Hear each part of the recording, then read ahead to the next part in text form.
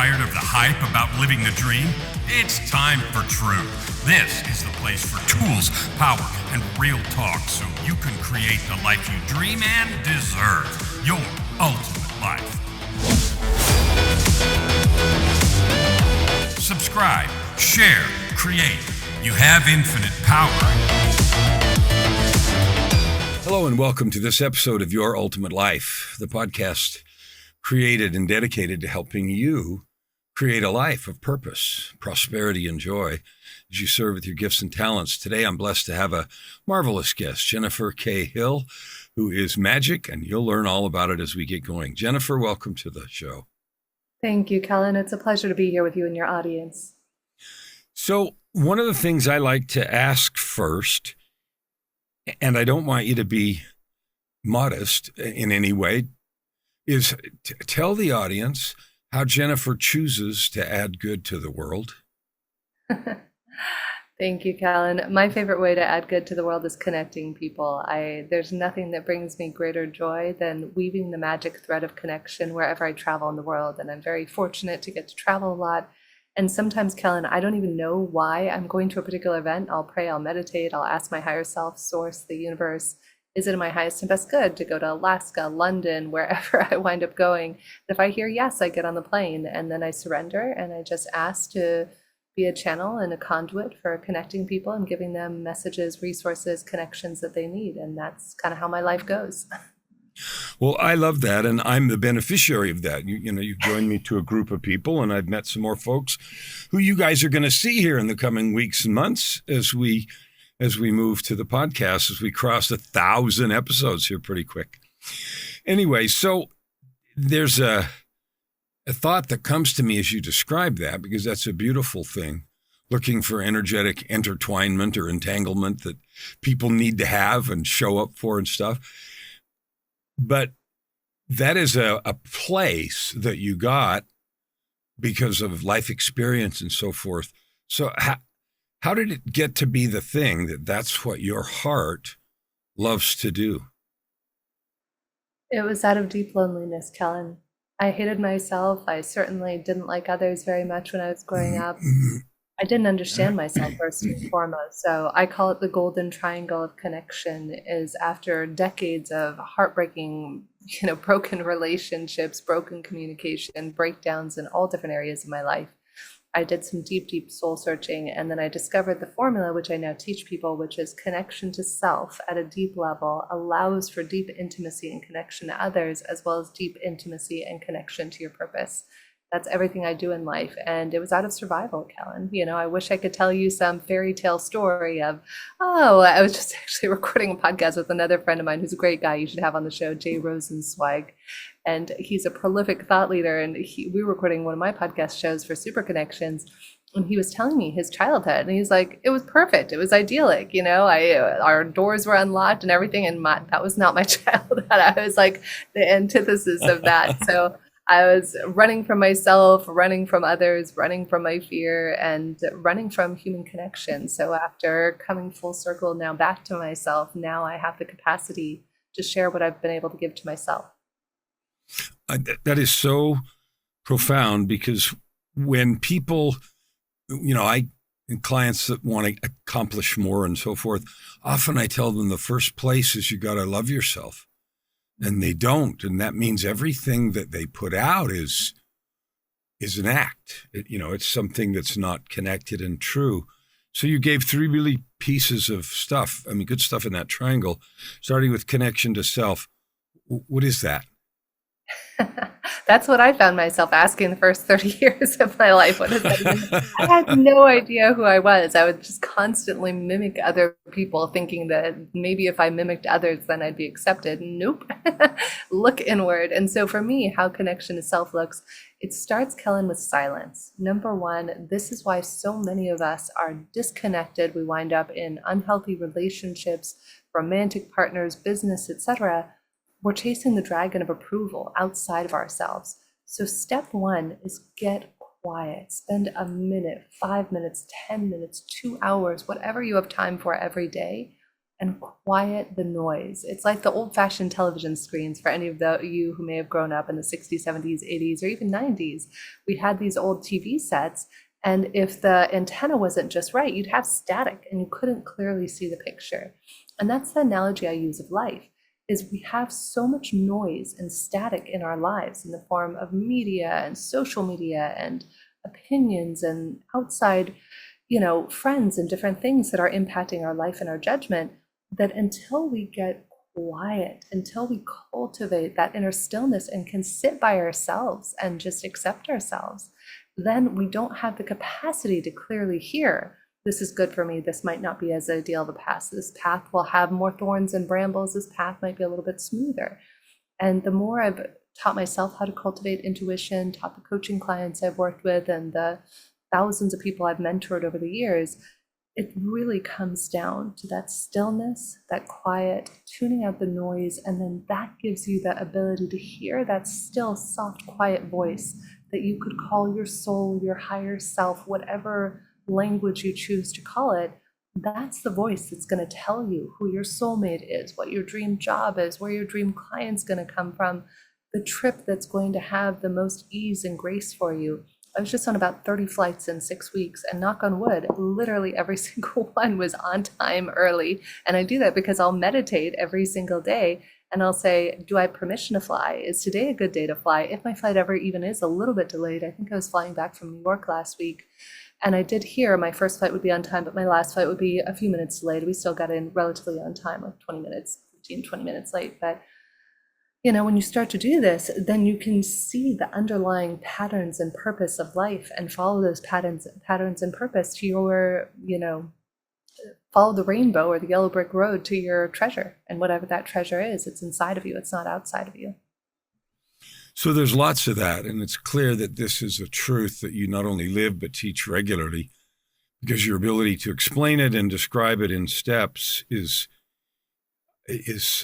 good, valuable. And so I just take a sec for the listeners to listen to that 2 or 3 times and learn the stillness.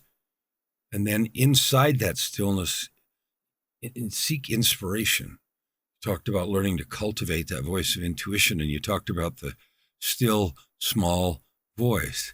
And I'm not sure why it's designed that way, but the outside noise, the snow on the TV, as it were, is loud and intrusive.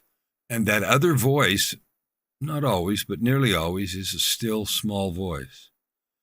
And unless we learn to hear it, it will be drowned out. And so I love that. Let's go to the next corner of the triangle, which is when you learn to do that, then that allows you to have connection to others in a deep, meaningful, useful, powerful, whatever kind of way. So talk about that corner a little. Yeah, so this is kind of cyclical. I'm going to tie it back into the first part of the triangle, inner child work. And the reason I want to touch on this is because when you give yourself, so step 1, listen, tune in, listen to yourself. Step 2, give yourself the approval you need. Stop looking to your friends, families, boss, colleagues, whoever, social media for approval. Give yourself that love. Then you show up clean, Kellen, because here's what happens. I don't come to Kellen with, as Jennifer K. Hill, this blank slate. I come as Jennifer K. Hill, if I haven't done the work, wanting attention, wanting this, trying to take energy. And I think that a lot of what we see in the media and the news on social media is people trying to take energy.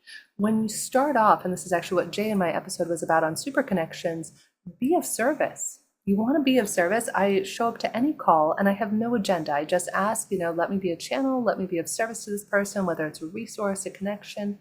Start off by being of service. In fact, one of the most well-connected guys in the world was speaking at a conference with a few thousand people about 15 years ago in the Bay Area. And this guy at the time is up on the stage speaking in front of all these people, and he says, the number one secret to being really well-connected is find out what people need and be of service in that way. So if I go to you and I'm trying to get something from you, we all kind of go, ooh, oh, okay, like you kind of find yourself getting back. But when somebody asks questions about you, and it might not be, many of you might be thinking, and I get asked this a lot, oh, I have nothing to give. I can't tell you how many times it breaks my heart when people say that, Kellen. we all have something to give. It could be an ear, lending an ear and listening deeply for somebody who just needs someone to listen. Maybe it is a resource, maybe it is a connection. It doesn't have to be a thing. It could just be your presence. Giving your presence 100% to somebody could be the greatest gift. You hear these stories of suicide. God knows I went through it and tried to take my own life 2 or 3 times by the time I was 18, by the time I was 21. And sometimes just listening to somebody and seeing them can save a person's life. So you never know. Don't discount yourself. When I hear others say, oh, I have nothing to give, how would I ever contribute?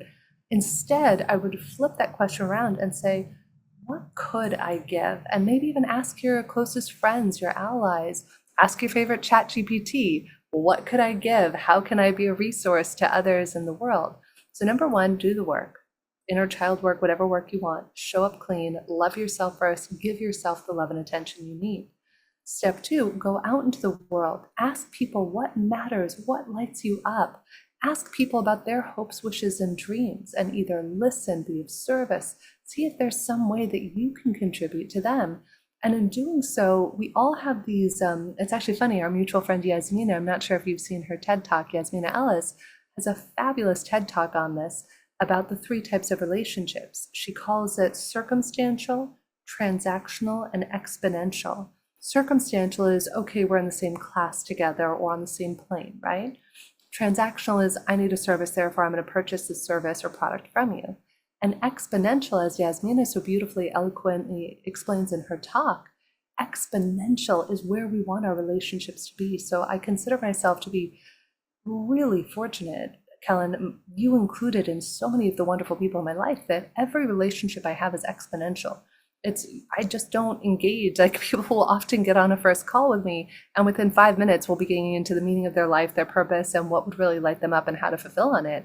And 9 times out of 10, people will say, I never have these sorts of conversations. And my response is, I only have these sorts of I conversations. totally agree with you. I love that. I love that. I love that. I didn't mean to interrupt you. Finish Yeah, that please. corner. No, that was all. That was my only thought on Okay, it. well, so this not having something to give, people saying that, because I practice what you're talking about so intensely and so purposefully, it's not unusual for someone to say, well, I don't think there's probably anything I can do to help you, but, could I?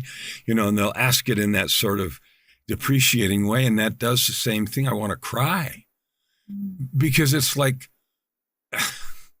if you just ask somebody what they're about and you do what you said, listen, and then you just encourage them. Wow, what a thing. And you listened well enough to actually feel that instead of just saying it. You will make their day. Like, Yeah. you will give them love, acknowledgement, appreciation, even if you can't think of a connection or an immediate thing. That energetic gift can often, oh, you just made my day. You'll hear that. And then what that does for you as a person saying it, and I'm speaking to all the listeners here, look, you'll realize you do have a gift. Who you are matters, and you can give that anytime you want. You don't need anybody's permission to love or encourage them. You can just do that because you said so. And so I love that, and finding out what people need. When coaches, most of my clients are not coaches, but some of them are, and they say, how do I get more clients? And what I say always is, the first thing you need to do is exercise your give a crap muscle. You do. You have to exercise your give a crap muscle and become someone who truly loves people and is looking for that place. And when you do that, the world opens up, because people are hungry, starving in many cases for that feeling and truth.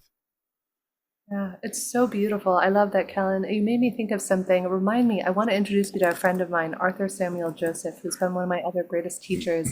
He trained Tony Robbins how to speak, Pierce Brosnan, Sean Connery, and many others, and he helped me to own the power of my voice.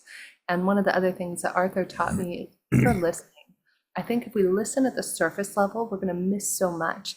But if we approach every question, or every conversation from a place of curiosity and from what Arthur would call our deeper listening. It's from that place that we unearth something special. I've done retreats for corporates and executives and entrepreneurs.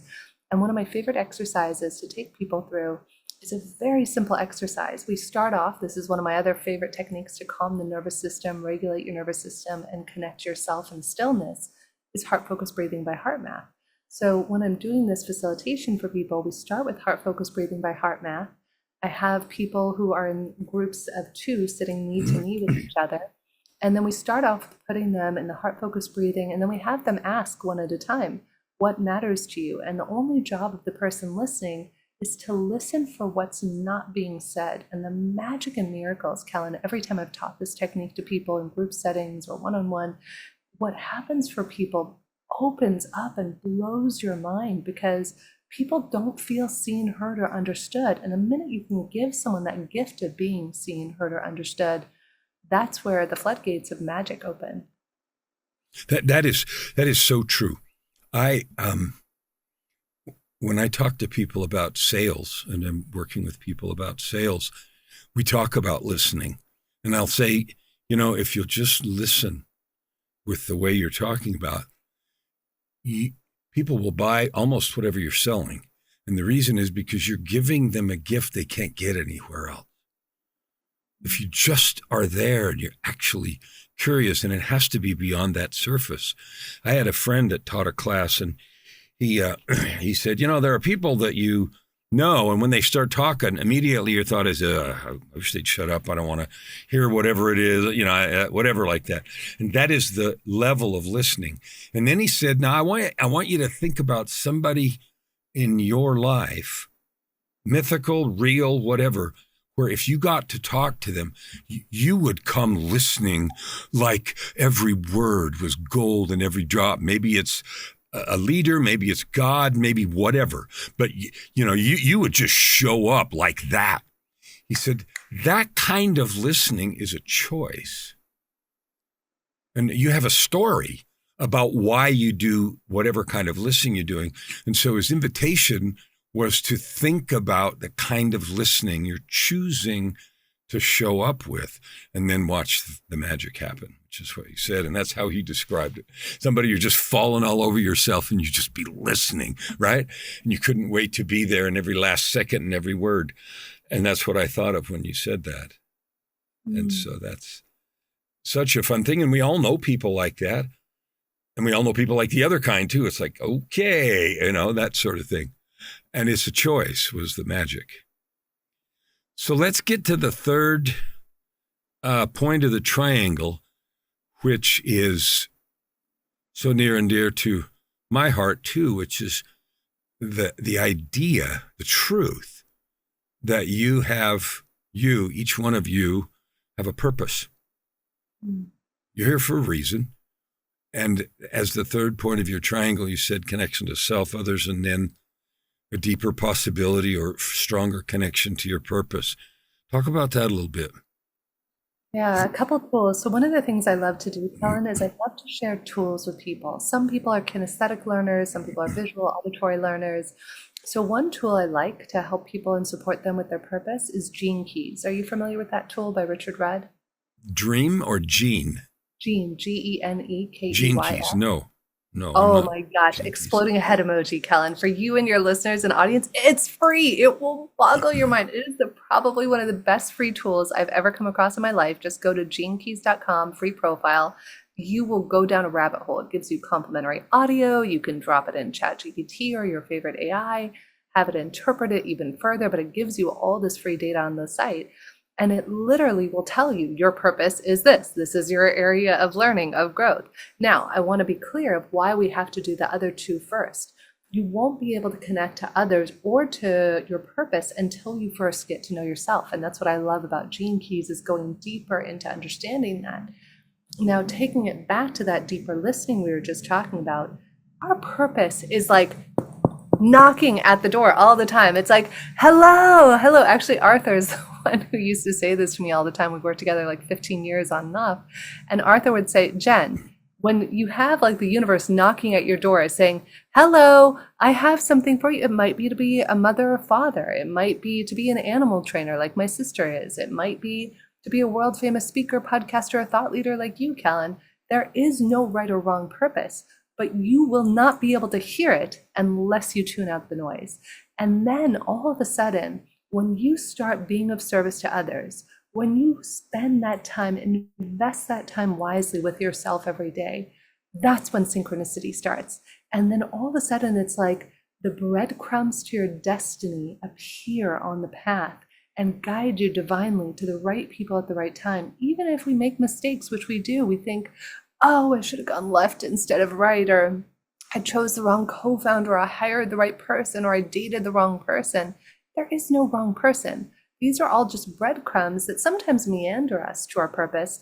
And I find the path is more tried and true and lined with synchronicities and miracles and magic when you quiet the noise and are of service to others.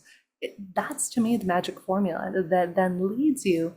And it might happen in a conversation. I have a couple of my best friends who are both working on their divinely guided businesses right now.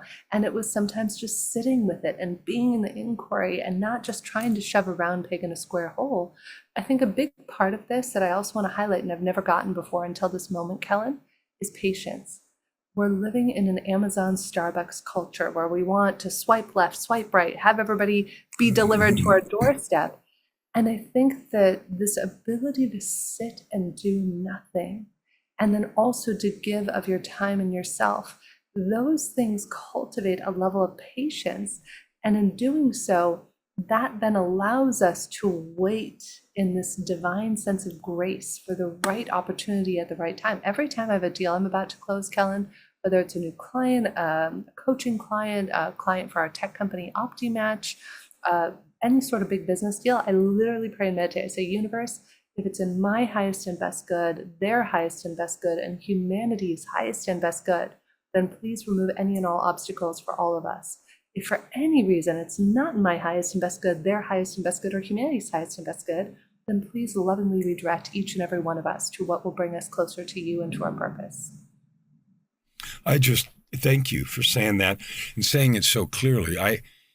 We do. We have the ability. We each have the ability to be quiet and to tune into intuition. It's not some special people. Some people have developed more. Some people maybe were gifted more. Everybody has their own powerful gifts and talents. But you individually, each of you, have the ability, as Jen said, to hear that intuition and to respond to those knocks. Yes, you do. And please do, because that's where the joy is. The universe is not here to rip your head off. It is here. Sometimes you go through difficult paths and struggles, but it is for your development, and that's the meandering. And the mistakes we make aren't mistakes. It is simply boundaries. It is learnings. It is opportunities for growth. If you go to the gym and you lift, you don't get more muscle without strain. I don't know why people don't get the fact that there's an energetic gravity too. If you're working against some change in your heart and your life, there is a resistance. And it's just like the truth of the iron in a gym.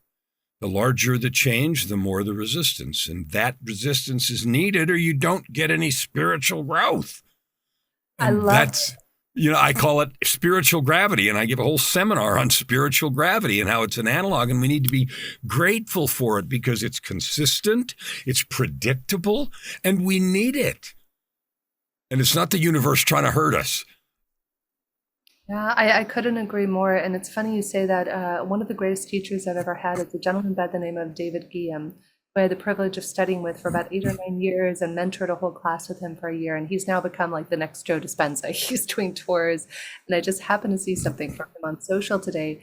And he said, the reason your neighbors, your ex-wife, your ex-boyfriend, children, whatever, attack you is they're not attacking you. They're attacking your negativity and pointing it out to you so you have an opportunity to transmute that into something else. So I was sitting with that today and I shared it with my husband. I was like, wow, that's beautiful. So sometimes we feel like our colleague, our best friend, whoever is attacking us. What if we shifted the lens of that though and instead said, what aspect of my negativity are they attacking to help me transmute and transform? So that was from David Guillaume. I love the fact that you use the word transmute, because transform means, as you know, changing the shape of something. Transmute is like alchemy, changing lead into gold. And so when I talk about what we have to do, people ask me what we're doing when I'm working with them. I say, well, we're going to transmute the fury of injustice, the ravages of adversity, and the pain of loneliness into the pure gold of love, forgiveness, and service. And that's not changing a form. That is a transmuting of something. And I love that. And so you use that word and I'm like, oh, bless your heart. For a cool thing. Well, that's a magical journey. And so what you've said, it starts with you. Love yourself. There's a book I'm reminded of, Love Yourself Like Your Life Depends on It. Came out of a TED Talk, and the first edition was about that thick. And the thing on the front is a silhouette of a guy with looks like a gun to his head. And there's a second edition that's a lot fatter and doesn't have that silhouette. The first edition's fine.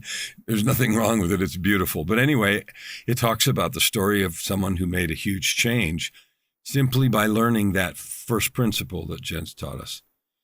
And from there, you are inspired and in tune, and you give yourself permission. When you don't love yourself, you don't give yourself permission for anything.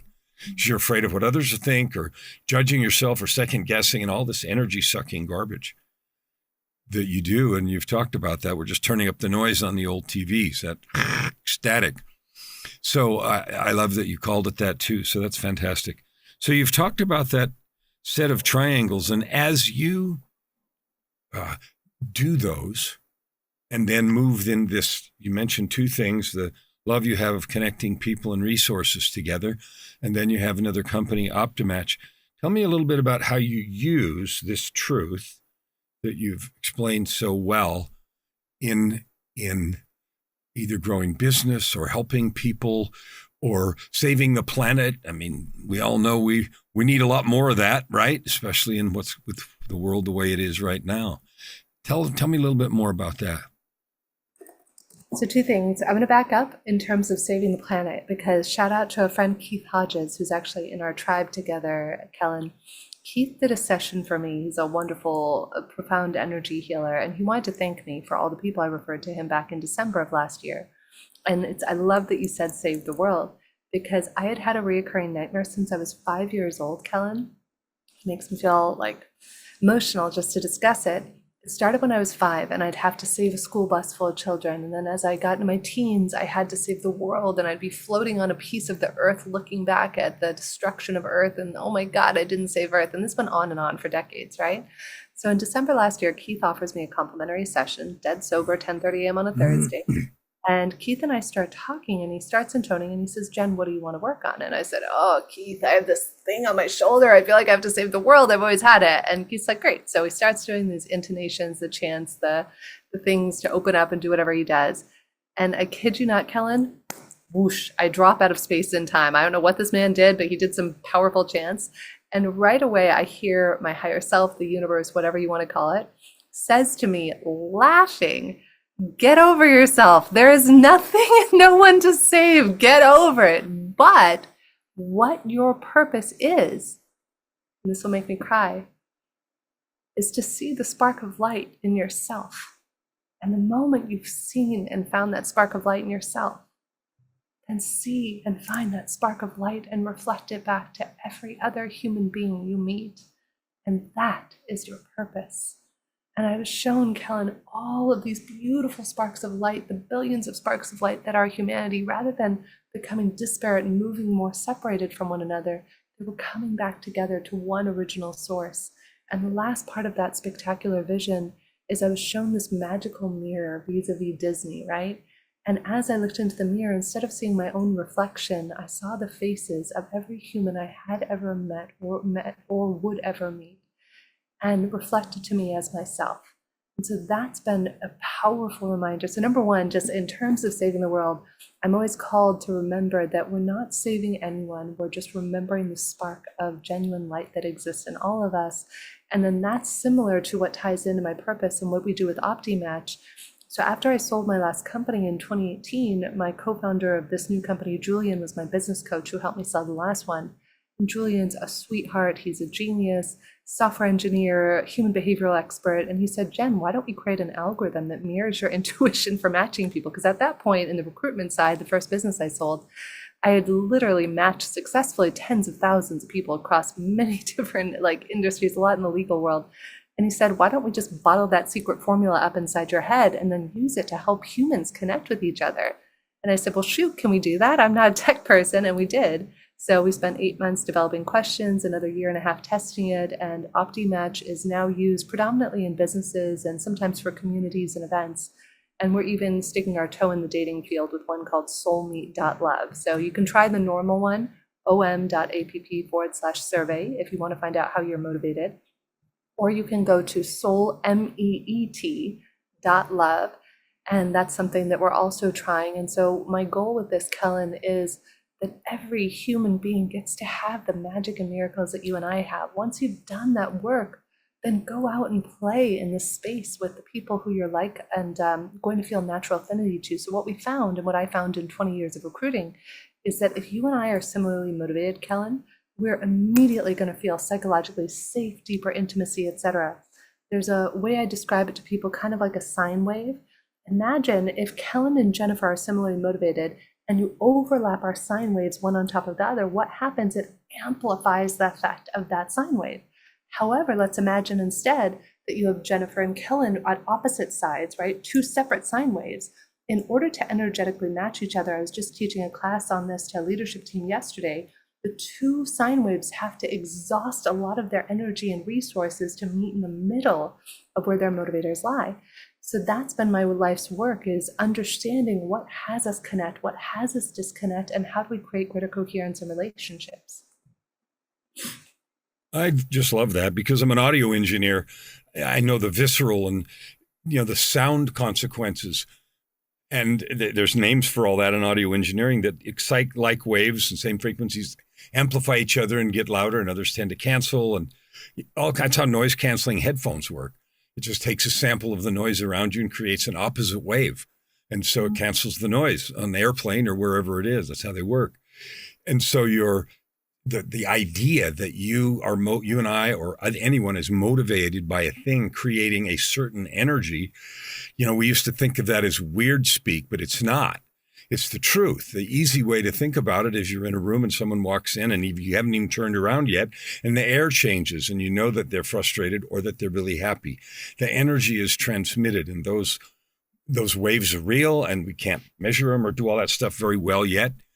But that is so true, and discovering that and then amplifying. It's why two people can speak to the same audience and one person will motivate a certain group or speak to them and the other person another group, and that's why it's so important to understand that every person has a message and a meaning, and nobody's going to save the world, right? But we sometimes feel like we're supposed to. And what I think, at least, is when we have these times in our lives when we overcome something, when we go do some deep soul work and we realize that we're being healed or have healed ourselves or we're growing in some way, it seems like at that same time there always arises with that yearning to help others, to serve others with that. It seems to be connected. When we grow, it's like, oh, who can I help? That seems to rise up with people, because when I interview people like this all the time, I say, well, why is this important to you? And they always tell me, well, it happened to me. And sometimes I'll say, well, why don't you just be happy for you and go away? But I can't do that. And so there seems to arise with that in us. And I think it's because it's our divine nature. We're built to love and serve each other. And your coherence and connection of all those points of light is a beautiful example. Love is an attractive force. Fear, hate, all that other stuff is a repelling, divisive, negative force. We can see that. So loving yourself, finding your spark, reflecting that beautifully to others. What a beautiful description. So thank you for that. Yeah, it's my pleasure. I feel very lucky. I've had beautiful meditations. I've done plant medicines and such in my life, but the most profound visions I've ever had have been dead sober in meditation. I agree with you. I had a guy I was talking to the other day that said, he had never done this and he was feeling really moved to go do a plant ceremony. And, yeah, I don't care. But I had another client who'd done it like 20 times. And every time he went to connect to the universe and everything, he came back with all this stuff. And then I said, okay, well, are we going to, like, is this going to cause some change in action? And it seemed like it turned into a crutch or a thing to go do from outside. And the truth is in you. The truth isn't out there. The spark is in you. The divinity is in you. The capability is in you. The love is in you. It's not out there somewhere.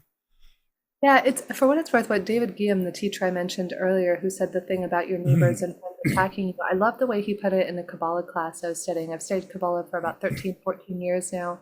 And David said, if you were to tell me you're never going to study Kabbalah or go deep into spirituality in your life, I would say go do plant medicine. But he's like, and not having done it himself, right? Because sometimes it can be a catalyst, and we all might need that little extra nudge to see that inner spark. So you can get there through deep spiritual work, Kabbalah, Buddhism, other studies, whatever lights your, spark, so to speak.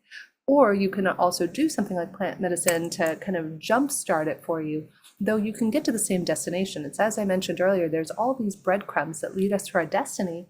And there are many paths. Some meander and have brambles, and some are beautiful rolling hills of green and fountains and water and fairy dust. Well, I love that. And I agree with you 100%. And, I have always felt that the tools are in you. And if you need other tools, that's fine.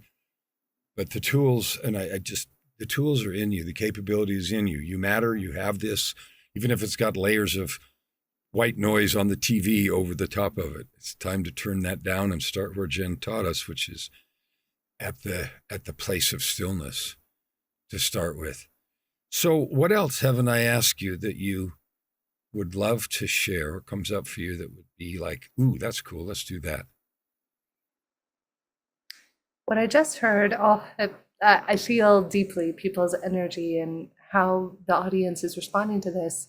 What I just heard, Kellen, is, yeah, but I feel sad, Kellen, Jen. I get it. You're talking about things that are so far outside my capacity. And I want those of you who are feeling that way to know I've been there. I have been so inconsolable and so crushingly lonely and sad that I couldn't get out of bed, that I drank and I drugged and I was bulimic for a decade.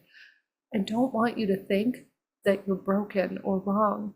Wherever you're at, if you're feeling crushingly sad right now, allow yourself to feel that way.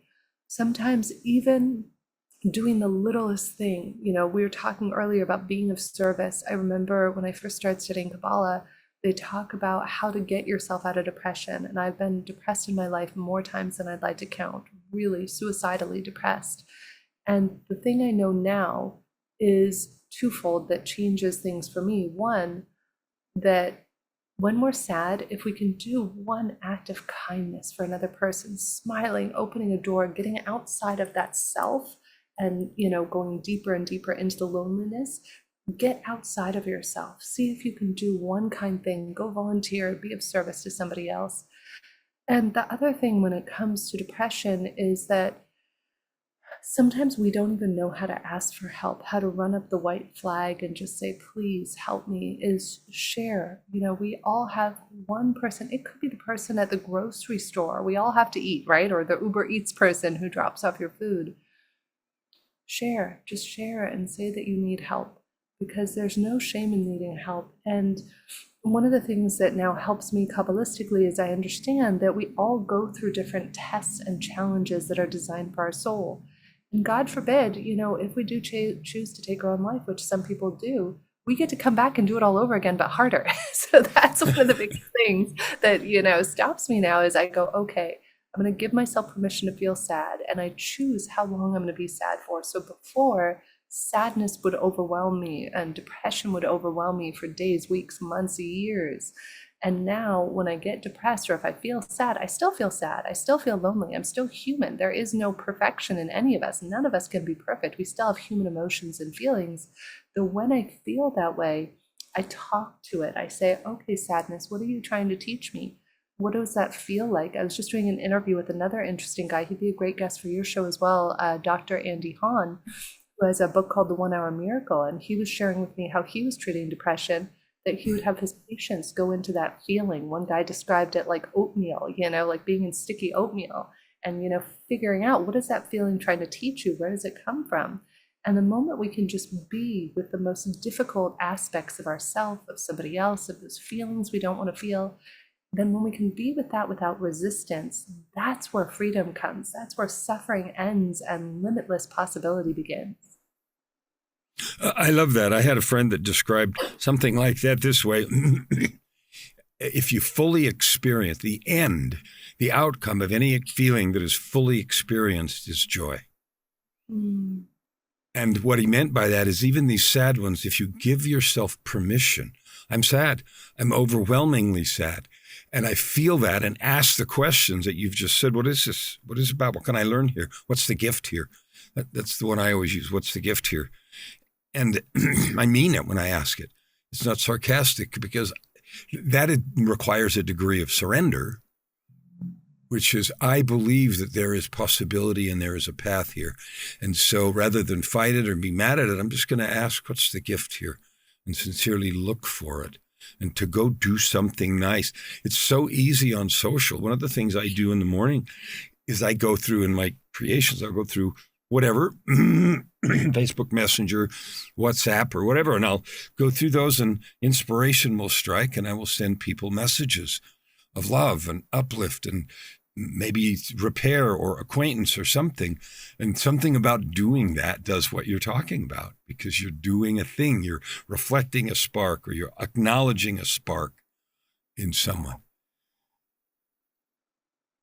Yeah, beautiful, Kellen. And one other thing on the flip side that I'm being called to share with the audience is one of my new favorite things. There was something created by Glenn and Natalie Ledwell called Mind Movies that was sold to Joe Dispenza, I don't know how many years ago.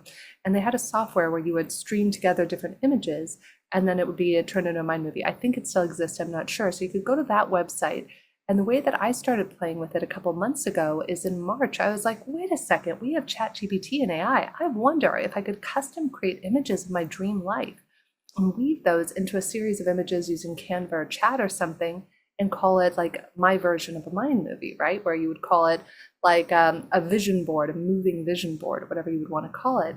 And I kid you not, Kellen, it has been remarkable. I've done it for myself, for my coaching clients. The results, the first 10 slides I created back on like March 15th, by I think it was end of April, 5 of the slides had happened of things I wanted to create in the world. And so now I'm teaching everybody else how to do it. I love it. I remember actually when Mind Movies first came out, it was Natalie and then some fellow that she was working with for Glenn. a while. Yeah, Glenn, way back, I think it was 2012 or 13, 12 or 13 years ago. And I remember them coming out, and I actually bought a subscription to whatever it was then. Of course, the software has evolved at least 5,000 times since then. I mean, after all, 13 years is forever. Well, that's fabulous. And so I agree with that. The Mind Movies are fun, they're powerful, and they're fun to make too. Yeah, it's fun to vision. We used to do these vision boards, and I can't tell you how many times in my life, Kellen, I've created a vision board, and it was back in the day where you used to like rip out pieces of magazine and then stick it on like a cork board or whatever. And now we can do that with AI. And so why not, everybody? Like, we spend so much time on social. Take your favorite images on social. And I will caution you, here's a funny story about this. So one of the images of the first 10 slides I created for my first movie was a private jet. I was like, I've flown private a few times. I'd love to fly private more. But here was the funny thing. Be careful what you wish for. So that exact private jet that was in my movie, on the tarmac at sunset, I got on the jet, but it didn't take off because it was at a private event where they were featuring private jets. So you have to be sure, if you want to be on a private jet, it has to be in the air, so think carefully about what it is you're creating and be nuanced about the literalness of it. I love that. So let's make sure everybody knows where to find you. So if they've heard you and you've given such moving and true and powerful stories and advice and help and encouragement, where can people get more of Jennifer K. Hill? Aw, thank you, Kellen. I appreciate it. So one thing I would recommend, again, you can go to jenniferkhill.com is a nice, easy way that you can connect with me there. I also write a weekly LinkedIn newsletter called Inspired Living Tools. If you Google Inspired Living Tools, every week a new newsletter comes out with some of my favorite tips and tools. And you can find an episode I did with Kellen on my Super Connections podcast. So for years, I did a podcast called Regarding Consciousness. You can still find those. I did it with Deepak Chopra and Don Hoffman and Bruce Lipton and Greg Braden and all sorts of lovely folks who are friends. And then I pivoted that one to one that we just had Kellen on called Super Connection. So you can now find that one if anybody's interested. Thank you. Is there any final thing you'd like to leave with us from your brightness and your joy? And I want to really acknowledge you for sharing your soul, your tears, your heart, your love, the truth of your becoming and your being with us today. Thank you, Kellen. I will leave everybody with a quote that I began a class with yesterday. The world is not, we don't see the world as it is. We see the world as we are. So ask yourself, what filter are you seeing yourself, your life, and the world through today? If you don't like that filter, choose a different one. You know, it's so profound to understand that we can choose a different one. Because we start with our lenses that we have, and we have this story that's the only ones that exist, right? I mean, we do see the world the way we are. We can't do anything else. It's the only ones we've got until we realize you can take them off. That's the first realization. Of course you see the world the way you are. What else can you do? And the revelation is, I don't have to wear those. And that's the beauty. I love it. I love it. Jennifer, thank you for being on the show today. Thank you, Kellen, and thank you to your listeners and audience. I'm intending each and every one of you, maybe there was some little nugget, whatever it is, may it grow in you, and may your spark grow too, and may you be able to see the spark in yourself and in those around you. I want to encourage you to go back and listen to this again. Maybe some parts a couple of times, or 3 times, or 5 times. Write down the names, the websites that she gave us, because there's good in there. There's gold in there for you, and you'll know as you listen what's for you. Because if you do that, and you follow your intuition, you'll be able to create your ultimate life. Never hold back, and you'll never ask why. Open your heart, and this time around. Right here, right now. Your opportunity for massive growth is right in front of you. Every episode gives you practical tips and practices that will change everything. If you want to know more, go to KellenFlukigerMedia.com. If you want more free tools, go here, YourUltimateLife.ca. Subscribe. Share. Stand with your heart in the sky and your feet on the ground.